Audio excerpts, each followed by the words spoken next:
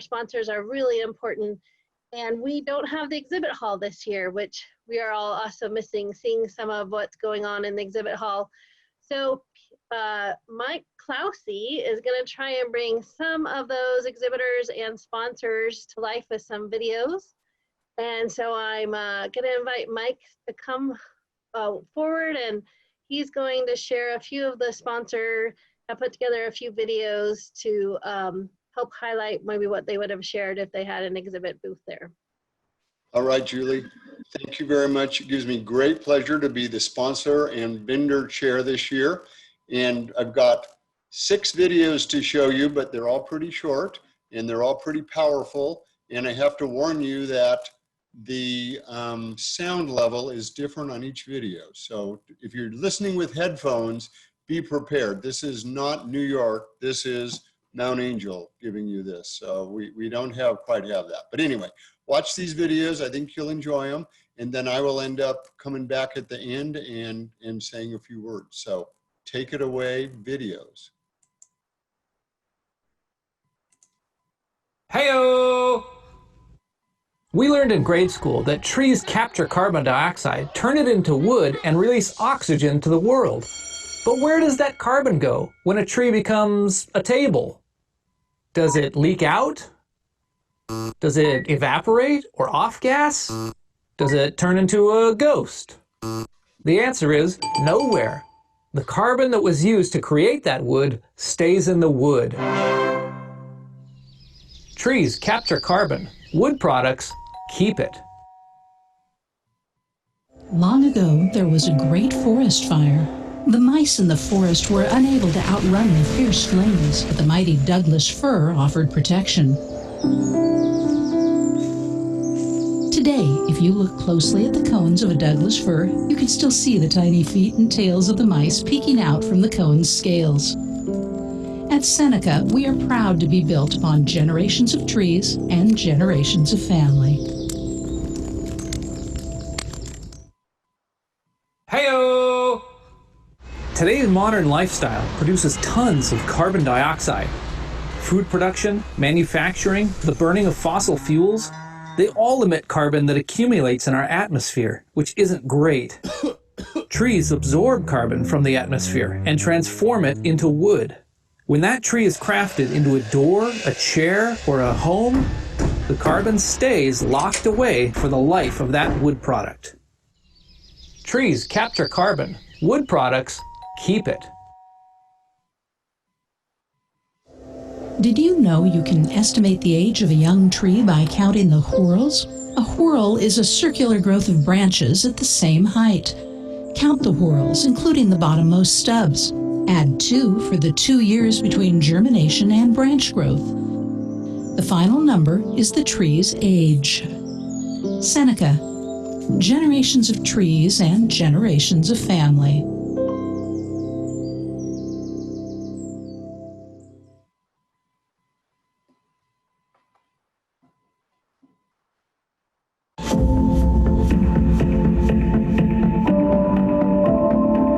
We are Roseburg, and this is who we are. We are an industry-leading wood products company built on an 80-year tradition. And moving ever forward with our eyes and ideas focused on the future. We are Roseburg. And we are more than 600,000 acres of privately owned timberlands. Growing each year by the more than 5 million trees we plant and manage. We are more than 3,000 dedicated people working together to produce the highest quality wood products and reliably deliver on the promises we have made. We are Roseburg, and we are as flexible as our clients need us to be to ensure they are able to meet the demands of their customers. We are Roseburg, and we are industry leaders in forest to finish vertical integration, responsible resource stewardship, no waste manufacturing processes, outstanding product lines, and unrivaled service. We are Roseburg, and we are part of 200 communities across the United States and Canada. Not just in communities, but part of them. Improving the quality of life in places we call home. We are Roseburg, and we are committed to living our core values. ensuring our people and work sites are safe to the core, respecting our industry, and passionately pursuing our livelihood with sawdust in our veins. Securing our promises with handshake integrity, and being driven to win, innovate, and succeed. For the long-term health of our clients, our communities, and ourselves.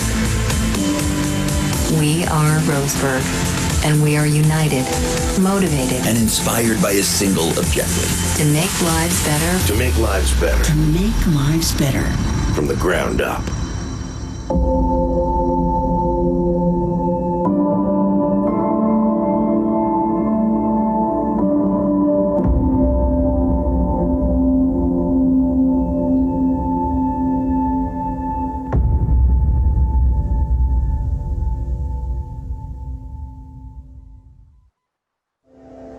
At Seneca, our tree farm cleans the air of carbon dioxide from over 86,000 vehicles annually. Growing trees absorb carbon and release oxygen. When a tree is made into wood products, that carbon remains stored for the lifetime of the product. Seneca is proud to uphold its legacy of sustainable forestry. Heyo! How does your breath become wood? It's photosynthesis. Trees absorb carbon dioxide through their leaves and needles and suck up water through their roots. Inside their chloroplasts, they use the power of the sun to split and combine those molecules into glucose and oxygen. Trees use the glucose to create the rigid structure you know as wood. Pretty cool. Trees capture carbon. Wood products keep it.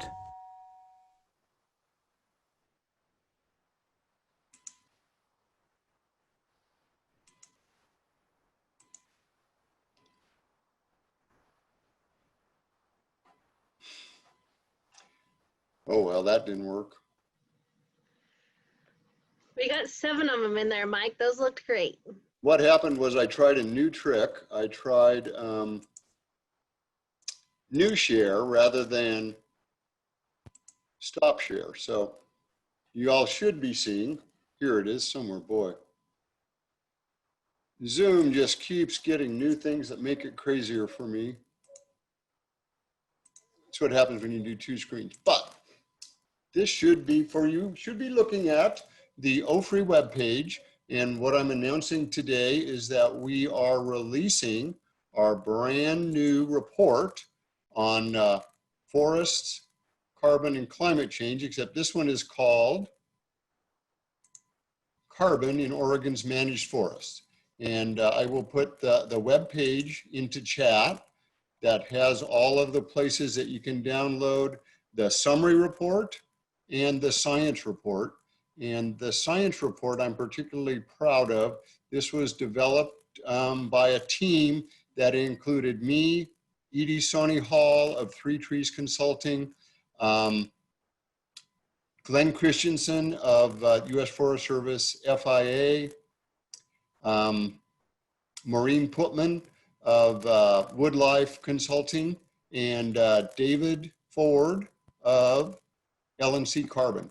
And we put together a pretty nice big report called Carbon in Oregon's Managed Forests. And then we have this really slick summary report, which has some really nice graphics and really good ways to communicate to people about the role of Oregon's forests, how much carbon we have, how to manage the forest to increase the carbon. And we have this really slick set on photosynthesis, where the carbon is in the forest, and then how to manage our forests to increase the amount of carbon. And finally, we have a really nice chapter by David Ford, whoops, sorry about this, about forest carbon markets. So I encourage you all to follow the lead in the chat and learn more. And I will be back tomorrow with some more sponsor moments. Thank you very much, Julie. And thank you for your patience. Thanks, Mike. And thanks again to the sponsorship committee and all of the great efforts there. One of the things that by having the sponsorship committee do such great work is that they were able to help make sure we were able to bring a lot of students as part of this event. And so want to make sure we have a student and poster session, and Peter Matska has helped organize that. As we transition over to the student session, let me share just one or a few other announcements with you and make sure people also know about a few things that I just want to make sure in your program that you've seen. And the first is these bonus sessions. So we have 2 bonus sessions on forest health, about forest diseases in Oregon, Sarah Navarro, and the other one is common insects pests in Oregon forest, Christine Buell. They also count toward the CFE, and they're available on the forestry.org website. If you go to the event page, you'll see here that you can link to them. And who knew SAF, OSAF has a YouTube channel. So we've also put those on those YouTube channels. So go in and take a look at those when you get a chance. Ready for another drawing as we transition to the students. The winner is Rachel Kerr, who happens to be one of our students from Mount Hood Community College. So Rachel will receive some great SAF swag. And we just want during this session to remind you, if you want to talk with students or during the session, you're welcome to push the raise hand, and we will try and help get the microphone going for you when it's time to ask questions. And when we do that, we should be able to hear your voice. So you're welcome to do Q&A, and then we'll also try and bring you into this conversation. So I'm going to ask Peter Matska to come forward, and Peter is helping run our student poster session, and appreciate the flexibility of that. Kind of thinking about how do we run a poster session in the online. So Peter, are you able to come and join us?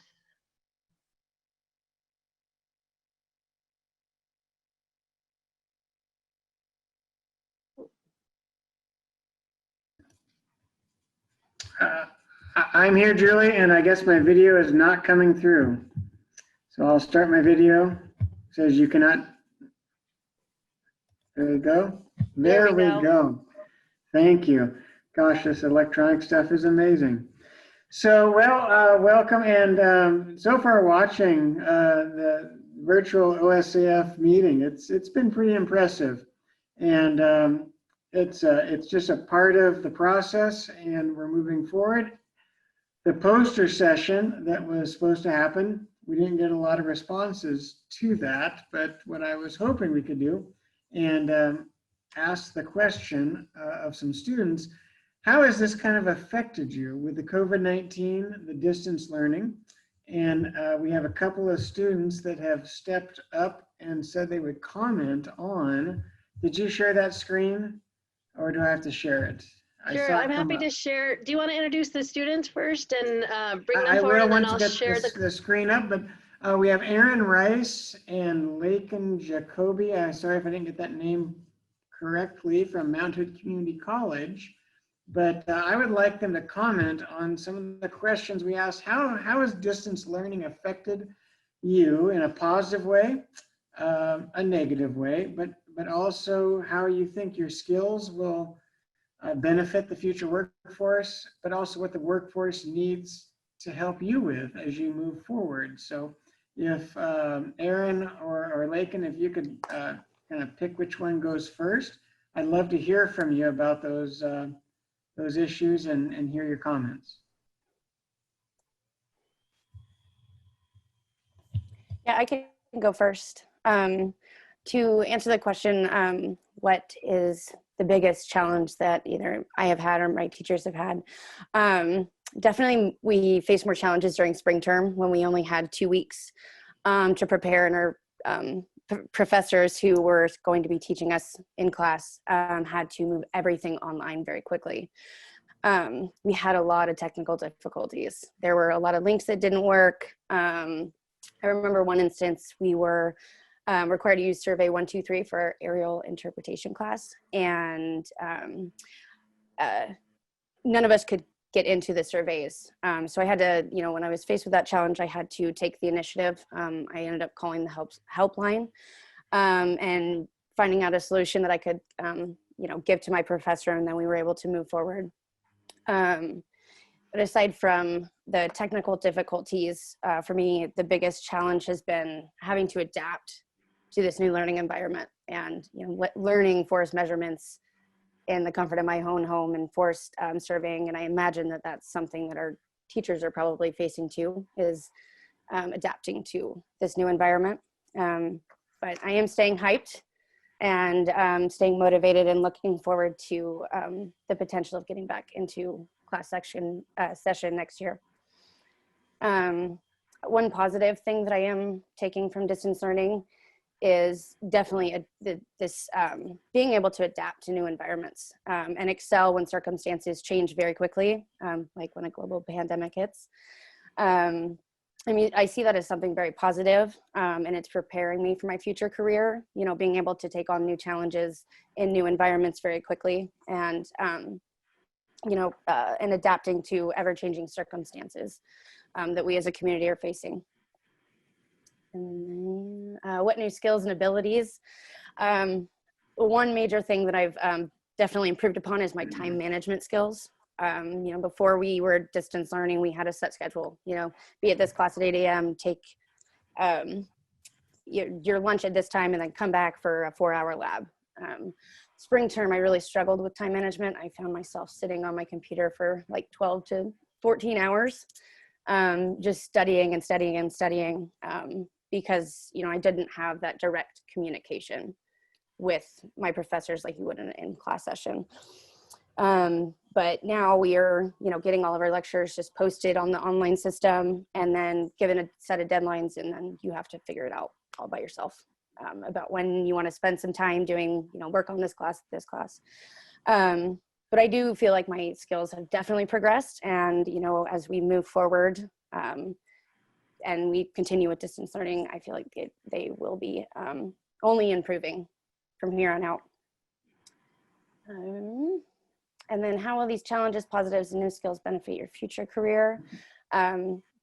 I believe that being prepared and seasoned to adapt quickly to these new environments is going to help me succeed when entering the workforce. And then also being solutions oriented will allow me to focus on tasks that arise, and then having a good grasp on being able to manage my time and my schedule, I feel is going to further aid me in accomplishing set goals that are within a company, and then also, have a trust with my future employer that I can, obtain these goals in a timely manner. And then what do you need, or do you think you will need from your future employer that you did not get due to distance learning? Biggest thing for me is just like having a mutual understanding, I suppose, that, these new recruits, such as myself, have a very unique learning experience, not compared to other graduates. We've had to face a lot of obstacles and challenges, and we don't have as much time out in the field, or as much experience, I should say, out in the field that we would have gotten had pandemics not hit. So just understanding that it's very unique, and probably gonna have a lot of questions when we get to come out of this. Well, Erin, that's great. I have a couple of follow-up questions on the issue of time management that you mentioned, and I liked how you made some positive spins on that. But I'd like to go to Lake and see what her comments are on the questions, and then we'll come back and see if there's other folks that want to join in, but we'll come back to that question of time management. So I'll give you a few minutes to think about that. Thank you. All right, I think I'll share my screen if that's all right. I made just a little slideshow to kind of help me and maybe help people that are visual learners. Is everyone seeing distance learning? I see it. I can, thank you. Okay, so My name's Lakin. I graduated from Mount Hood's Natural Resource Forestry program last year, and now I'm dual enrolled between Mount Hood and OSU as I pursue a degree in ecological restoration. So I was in the middle of the whole meltdown during the spring term where we had to figure out what we're doing and all that, and now I'm continuing figuring it out. And so, well, let's see, how do I, one moment, I'm having trouble with my slideshow not going, oh, okay. So the questions, I've just summarized the questions here. We're going to talk about the challenges, positives, new skills I've acquired, future career benefits of these challenges, and what I might need from employers because of what I've been through. And so some challenges for me have been missing out on the, we had really extensive field labs before last spring term. I became really accustomed to, and I really enjoyed going outside and having that hands-on experience. So that was sad to have to let that go mostly. And the connections with my fellow students and my teachers are a lot harder to form now that we're not face to face and not sitting next to each other every day. And a lot of the classes now have been reading intensive, which I actually enjoy reading, but sometimes it gets to where I'm just a little bit burnt out from reading page after page, day in and day out. And it's a lot different than a lecture where you have the teacher explaining things. I'm more of like an auditory learner, so I really appreciate hearing things and taking notes while I'm listening. So that has been a big challenge for me, just reading so much and absorbing that information. And I talked with one of my former teachers from Mount Hood, Jason Pinkerton, to sort of get a little bit of teacher perspective on their challenges. And he shared with me that converting all of the course content into an online format has been a huge time commitment that wasn't previously part of the equation. And also the confusion or ambiguous timeline for a return to normal is frustrating for everyone, and teachers included. And having to create labs that we can do on our own has been a new challenge, because usually we would be out with the teacher with us, with our fellow students. And so it's a whole different thing having to create that experience where it's just us going out on our own. Some positives that have come out of this for me, I appreciate being able to focus on things that I don't have as much experience in or haven't spent a lot of time learning about, and being able to sort of graze over the things that I've spent a lot of time on before. So that self-paced learning. I really appreciate not having to pay for gas to drive to Corvallis for 3 days a week. And the flexibility to, again, move at my own pace and work at whatever hours I have available to do the work, so I can do other things and prioritize that kind of thing. And then I've read that other people appreciate the accessibility, like if they have children, or some people with mobility issues are more able to participate with the online learning platform. So that's really cool. Some people are more comfortable in their home and not as stressed out, not having to go to school, and definitely has made everyone better at time management, that's for sure. Some new skills and abilities that are obviously positives are the Zoom skills now that might become more common, I guess. So good to get used to that. More strict time management skills and improved communication through writing. Work-life balance. Like Erin was saying, last term, it was really hard to balance all the stuff we needed to do and remember to have lunch and all that. So I've gotten better at that. And creativity just in general, because of all these challenges, I feel that's improved my creativity overall. And how some of these challenges and everything translate to future careers. The technology proficiency, I think, will come in handy as more employers might opt for like virtual office hour kind of thing.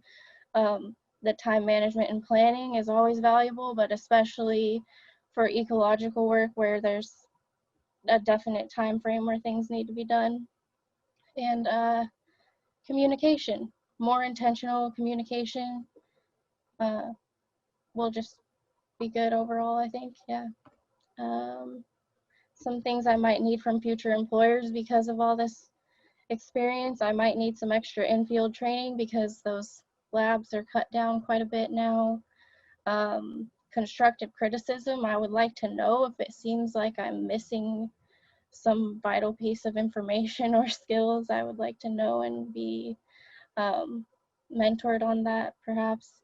Maybe some job shadowing would be helpful since we've missed out on that field experience. So yeah, that pretty much sums it up for me. And I have these pictures from our old field labs. I really miss those. So I picked some of my favorite pictures from that. That's all I got to say.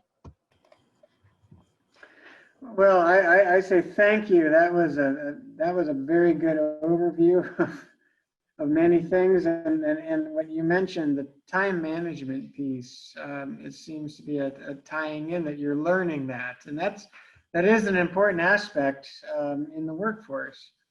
So it's commonality, and I appreciate you sharing what you have. And we're going to move on because we have a little more time and we'll get questions again at the end. But Jamie has raised a hand and would like to put some input in. So we're going to shift and go to our third person, and then we'll maybe take some questions. Actually, it'd be great if we get some questions in the chat box from participants. But Jamie, are you on board?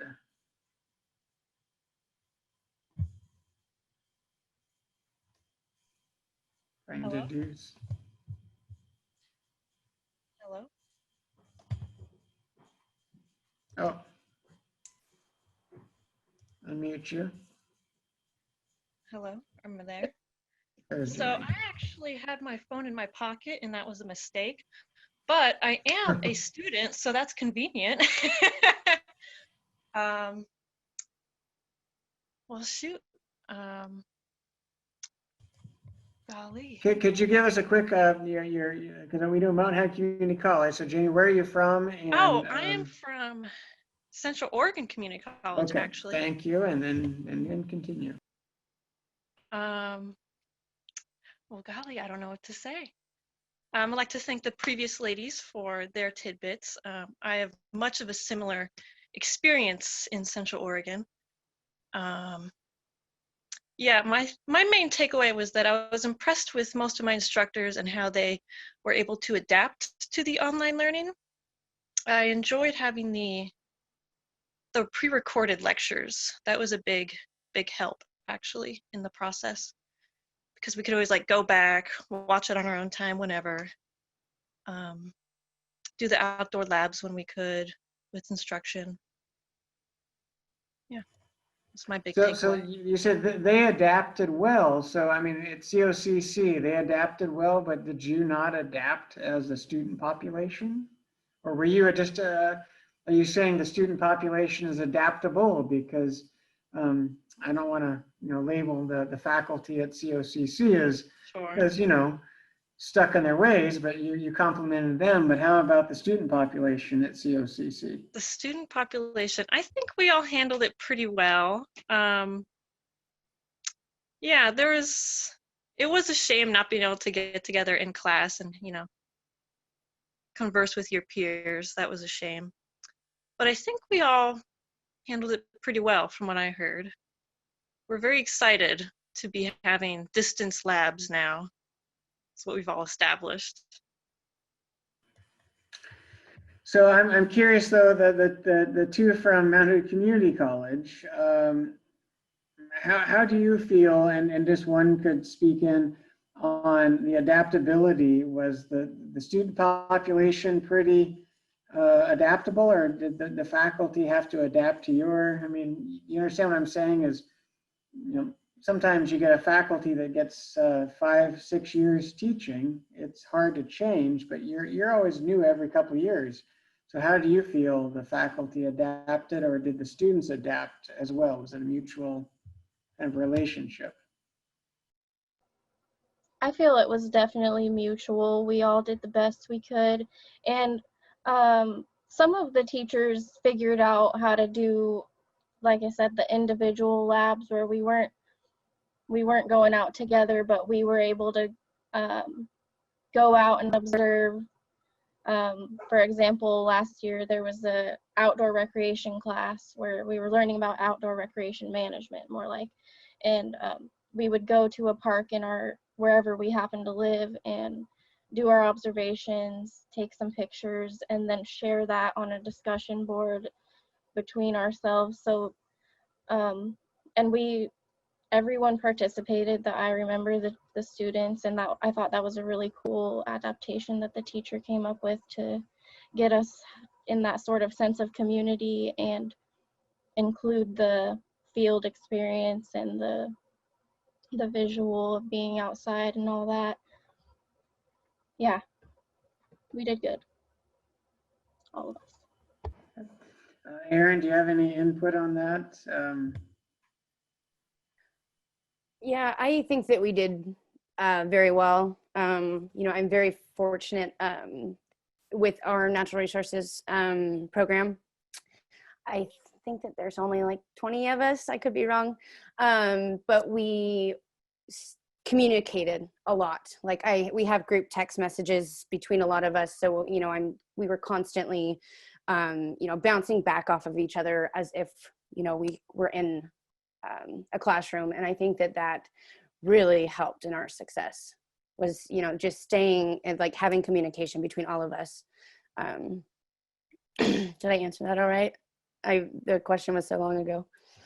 Oh, it's okay. I just, you know, I guess the bottom, what I really want to just take away from this session, and I wanted the, you know, the membership and the Oregon Society of American Foresters to really see is, you know, you're going through we're all going through a traumatic sort of experience that we've never been through before, but you're in the middle of your learning, and you're learning new ways. And so myself personally, to speak about myself, I was never a videographer, a blogger, and I become one very poorly.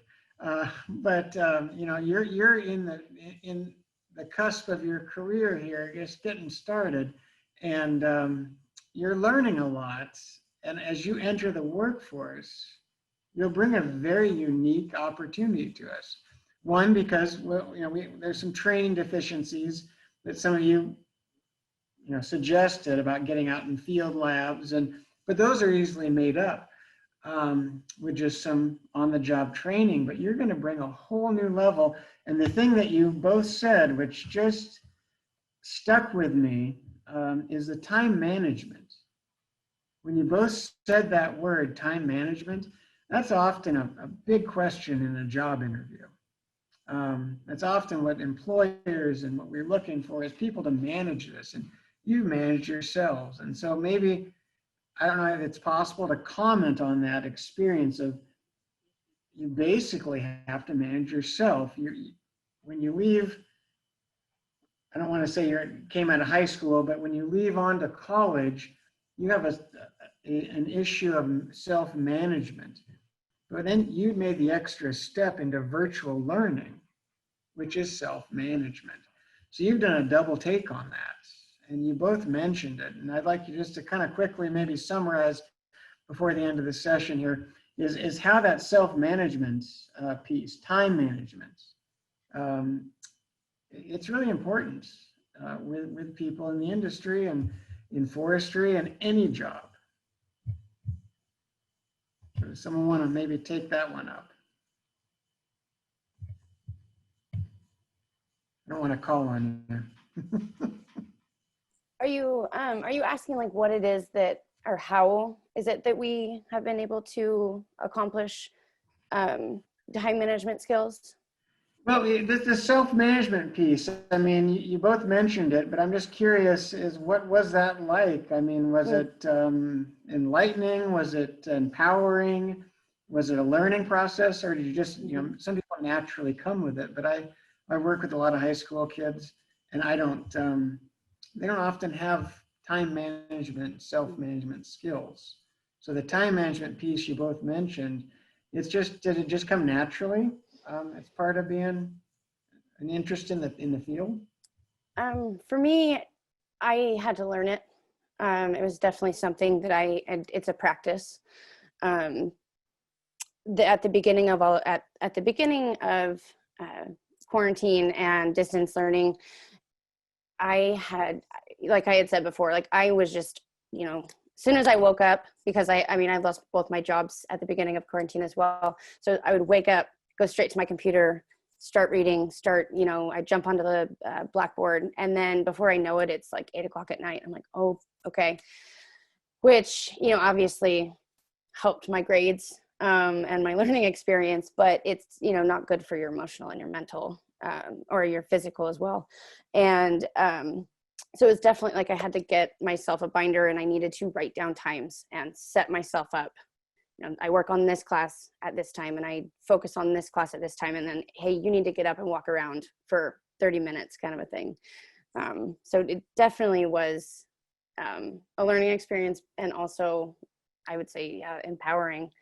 I mean, I didn't realize that I was going to be able to do this. I was very nervous to go distance learning, especially in this career field. So yeah, it was definitely empowering. Okay, and Aaron, I hear you on that one. That sounds like someone that's motivated, and congratulations. That's a hard concept, and you're still working on it, but that's you know, congratulations on that. That's a big step forward, and employers will, if anyone's watching this video, I think Aaron Rice is a potential candidate for employment. So let's go back to our next candidate here, and how would you like to respond to that one?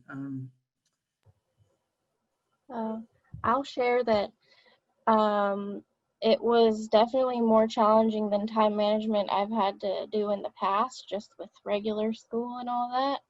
But what did help me and make it maybe a little bit less stressful was that I have basically like a farm here. I have like a bunch of chickens and dogs and stuff that they have to be fed in the morning, and so that reminded me that I should have breakfast.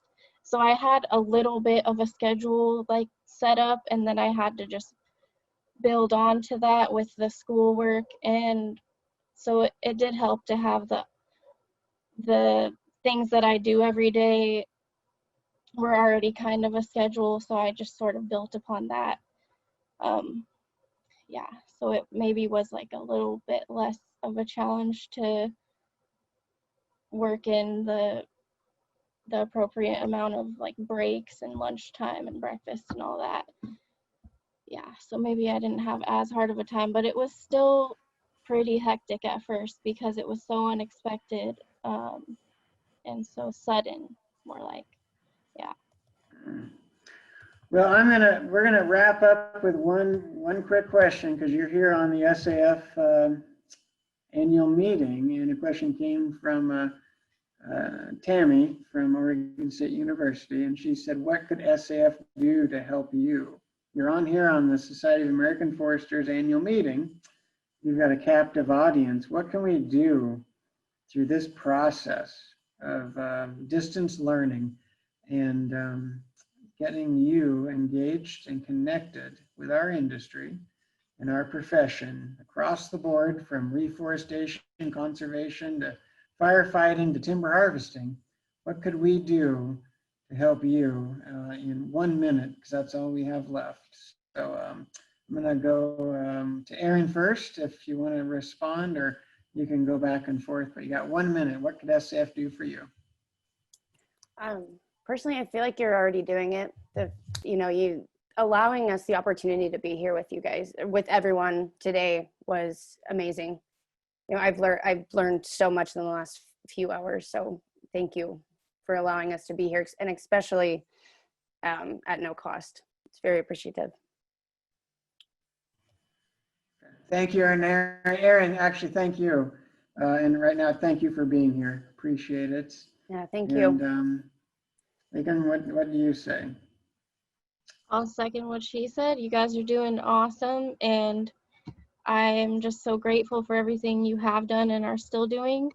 Only maybe a suggestion would, if you guys could figure out like some way that we could do socially distanced, in-person event type of things, that would be really cool, because it's just not the same virtually, but this was a good go, like this. I don't have experience with big events like this virtually, but this seems like it was really effective, and learned a lot. And yeah, great job, everyone.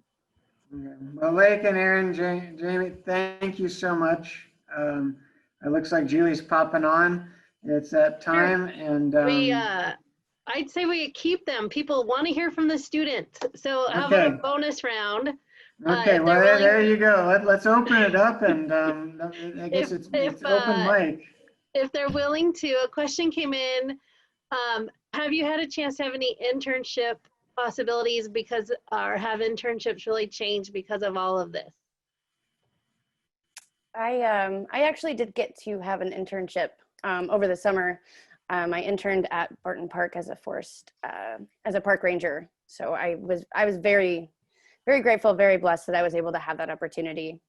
Although I was really hoping to get something with Oregon State Parks, but all of my internship applications were denied. They didn't hire anyone over the summer, but I still was able to get that internship. Very fortunate.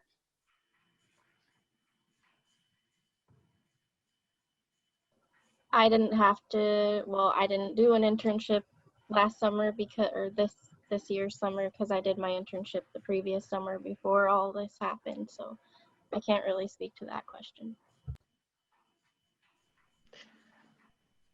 Thanks for bringing those up. Your professor says students have done an amazing job really stepping up to conduct independent fieldwork and demonstrate creativity and modes of collaboration. So that's, I think, you guys have navigated things that we didn't ever expect to see, and much like we have in the field. Is there anything you'd like to just give an opportunity, anything? Peter mentioned something that you'd like to see from the society. Is there anything, one of the questions here was, do you have any advice for how we can make the process of remote learning easier or more meaningful, kind of as a profession, for us to think about that?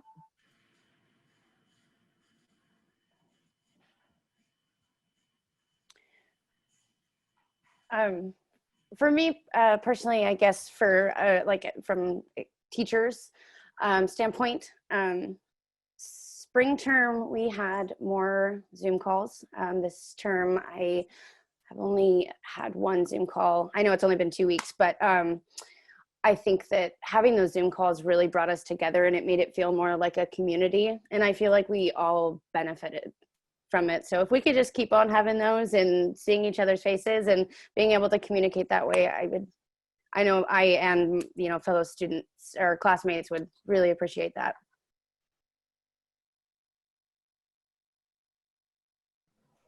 I find the Zoom calls and lectures and all that very helpful too, because as I said, I'm an audio type of learner, so it helps me so much to hear the teacher explaining stuff, and I can take notes while I'm listening rather than trying to take notes while I'm reading page after page, because sometimes I just give up on the notes and try to remember it all, and that doesn't always work out very well. But yeah, Zoom conferences are great, and forums where we're exchanging ideas and pictures and all that.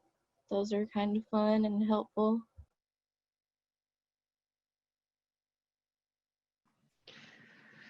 Well, thanks again. Peter, any last thing for the student session? No, I just want to appreciate both your positive outlooks, your comments, your feedback. I look forward to seeing you sometime in the future, somewhere in forestry, if I can give you that thumbs up. But I appreciate it. It's very insightful, and we could probably spend a lot more time, and maybe some of the membership would like to pick your brain a little more on the future workforce that's coming out, because I think you represent a good picture of what you've learned, and we're all learning, but some of us are adapting, and you're in the process of learning and adapting at the same time. So it's an interesting workforce that we're going to see in the next few years that enters, that has skills that many of us just kind of tolerated, where you learned and adapted and survived and came out the other side quite strong, and look forward to seeing you. So thank you again, both of you. Thanks for having us and listening and all that. Really appreciate the opportunity. Yes, thank you very much. It was very nice talking with you today. Thanks, Aaron, Lincoln, and Jamie for jumping in. Brave to come forward.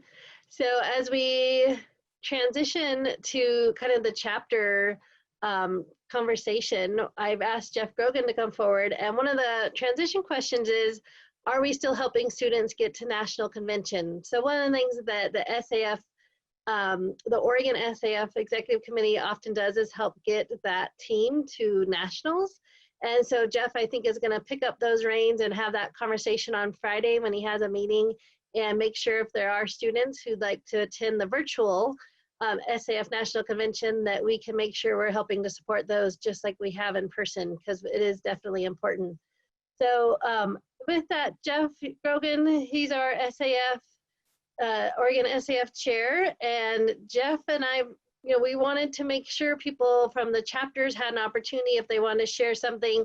We tried a video contest, which went out about the same time that Labor Day fires started. So certainly that was no longer one of the priorities that were on the horizon, but just wanted to spend the last few minutes that we have here. We'll probably wrap up by about 4 o'clock. Just letting chapters and members talk. If you'd like to share anything from your chapter, raise that hand, we'll get you on microphone. And again, Jeff, anything from SAF, and we'll make sure invite everybody for tomorrow morning for your business meeting. Yeah, thanks, Julie. I think it was a good motivation to have the students speak up. So that was good to hear from them. So yeah, I think generally the thought was chapters could share some success stories about how they're negotiating, kind of our current world with meetings. Generally we get a lot of our social interaction at those chapter meetings throughout the year. And so, yeah, that was a definite change in the spring where we had to kind of regroup and figure out how we're doing it. But that was kind of the original thought, was to hear, what's working, what's not working, kind of as we go into the fall and re-up some of those chapter meetings. And, I kind of like the idea of a socially distanced in-person meeting. I'm not sure how that could work, but we can get there. So yeah, and I won't call anybody out, but I noticed there were some chapter officers on the call. But any other comments about how we could make even local meetings a little more effective? So Kenny Midgall has. It looks like, all right, I knew we could count on you. Thanks. Go ahead, Kenny.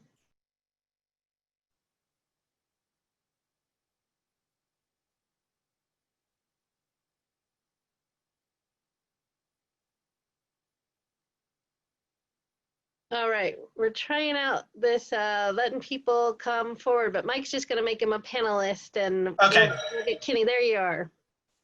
All right. Okay, yeah, sorry about that. I was like in the middle of talking, and then I was like, oh no, what's going on? We had our first chapter meeting that was a Zoom call, and we had about 25 or so people show up, and it went pretty well. We're talking about trying to do some kind of outdoor, socially distanced field event. We're we're working through it. But yeah, it's the new reality right now, and I suggest all chapters try to do that as well. We've even talked about doing a Zoom happy hour for the chapter as well. That's all I really got. It was, I really suggest we all do that.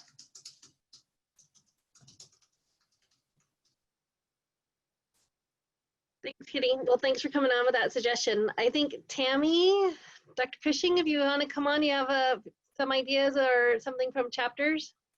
Yeah, so I attended a virtual meeting for the Southwest Society, so Arizona and New Mexico. And one of the things they did was some virtual field trips that were done in like 5 minutes. And so they, during the course of the meeting, so this could be done in a local chapter meeting, somebody had put together either a picture slideshow or had gone out walking and just shot some video, or maybe had a little bit of couple of graphics, whatever, but basically 5 minutes to talk about maybe dwarf mistletoe that was going on over in this pocket. And so it gave us just a little taste of outdoors. It gave us just a little bit of flavor. And I think we could easily do something like that other than just having talking heads in our meetings. Yeah, great, Tim. That's a great idea. Yeah, and I will remind you know, everybody that Oregon SAF does have our own Zoom account that we can make available to any Oregon SAF event. So that will take away that barrier for you. If that's something that we can utilize across any meeting, we can do that.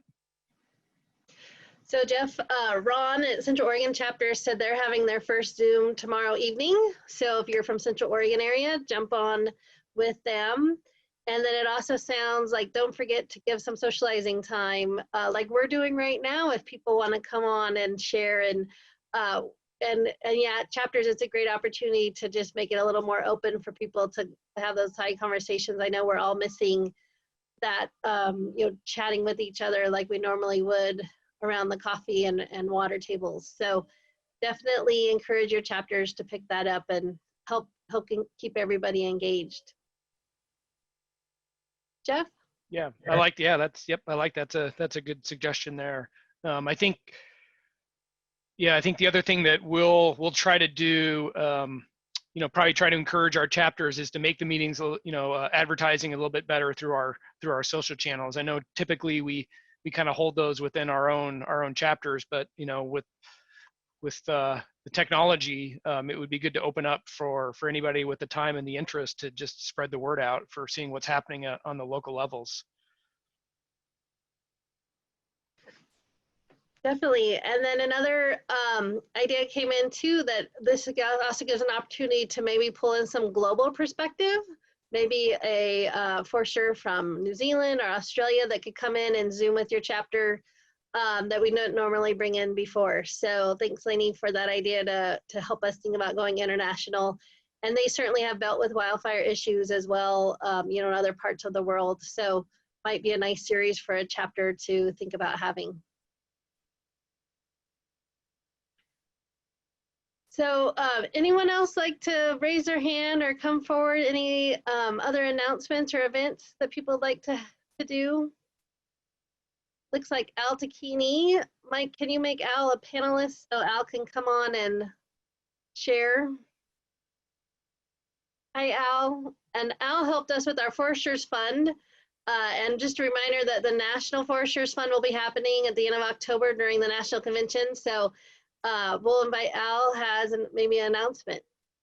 Yeah. Can you hear me? We can, Al. Go ahead. All right, great. Say, under normal conditions, I would be leading a cadre of people running around in those funny green aprons and with wads of tickets in their hands and hitting you up to buy tickets to the raffle and also to make some bids on the silent auction items. Well, as you know, we can't do that. I mean, our objective is, of course, raising money for not only the National Society's Foresters Fund, but also our own OSAF Special Projects Fund. And we also, by the way, raised money for another fund that's centered in national. And I'm having a brain freeze right now. But I think what I wanted to say was that of course, we have an opportunity still to participate on the national level here, and that is to provide. Can you still hear me? Yep, you're good, Al. Oh, okay. I'm sorry. I bumped my works. Anyway, we have an opportunity to participate on the national level by providing silent auction items directly to the national organizers of this fund drive, and there is a spot on the registration on the national convention's registration form.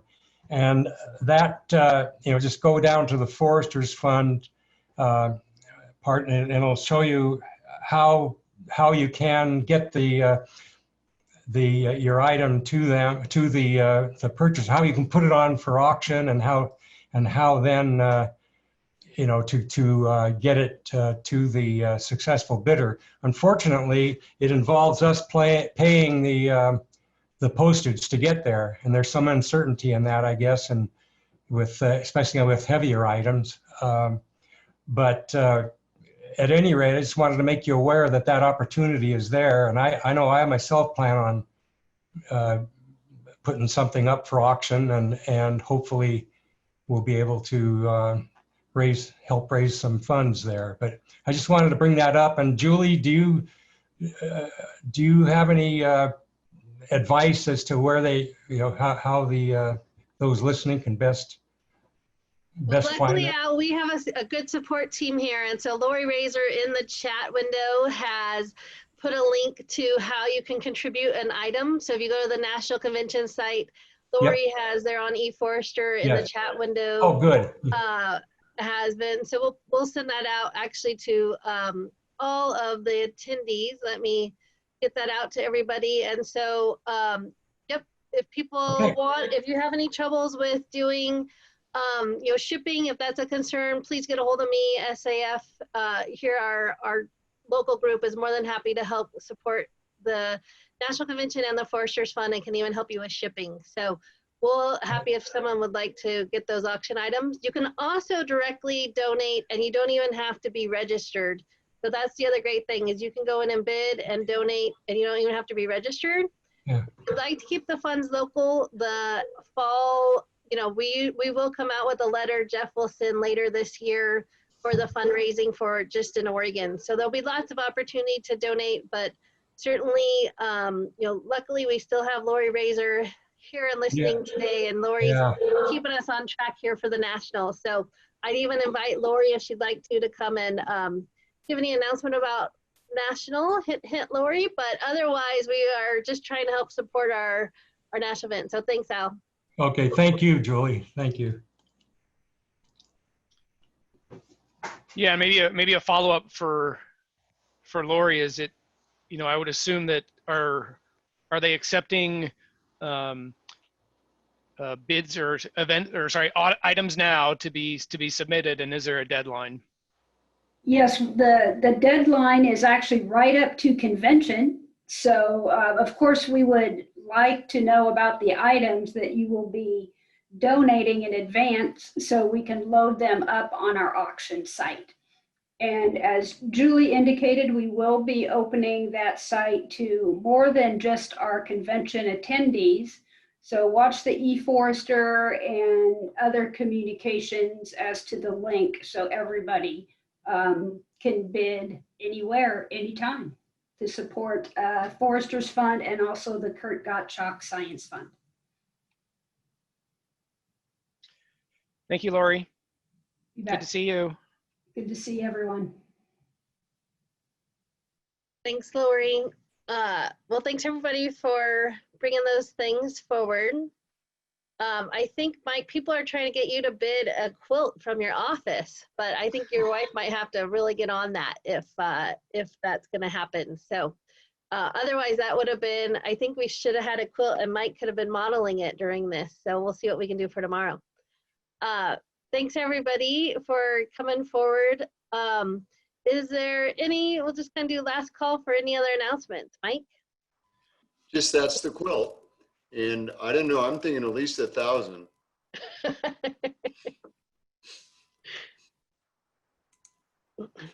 Well, we won't start a bidding war quite yet, but we certainly, I think that's been popular in the chat today. So Teresa does a great job.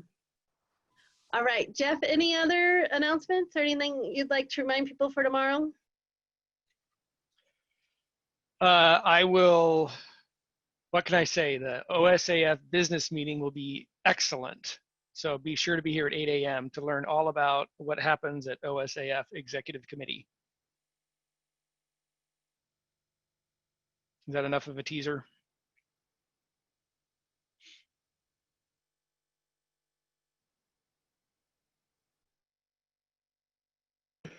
Perfect. Thanks, Jeff. Yeah, so just to remind everybody, thanks for your participation today. We really appreciate it. Tomorrow, the business meeting starts at 8 a.m. And then Dr. Tamara Cushing will be our keynote that'll kick off at 8:30. And then we'll hear from Joe Justice and then a wildfire panel. So trying to bring to date some current information that just here occurred and really bring foresters together and think about how we're going to be part of that major recovery. And we know we have the skills and expertise to help be part of that. And it'll be good to have those conversations tomorrow. And then we have a great slate, especially we in with our other technical tour that we've brought forward around water and wildfire and research in the afternoon. So tomorrow's a full day. Get yourself some snacks and get yourself kind of all set for another great day of a lot of good information and participating. Keep those questions coming in tomorrow. We really appreciate everybody being with us today. And so someone asked about when will the recordings of sessions today be available? So it'll take us a little bit of time. Once we get these recordings done, we'll need to edit and do some fine tuning. They'll also be available in sessions so people can watch just the different sessions. So probably about a week before they're up and available. But that will be something that will be on the conference website, on the annual meeting website on forestry.org will be all the sessions. So thanks again for the questions and for participating today. And we really appreciate it. And all the committee, the Capitol chapter, and all of our committee for coming together to bring this and everyone that's been part of this. So thank you very much. And join Jeff tomorrow morning for the business meeting. And with that, we'll kind of hang out for a few minutes if anybody has a question or something that they are still wanting to try and get answered, but appreciate everybody's time. And we'll see you tomorrow morning at 8 o'clock. All right, and what the heck, Jeff, while people are going off, we'll do one more raffle. And how about Thomas Young? So Thomas Young will get a raffle. It's always fun to end the day on a raffle. Yep, great idea. Okay, thanks, Jeff.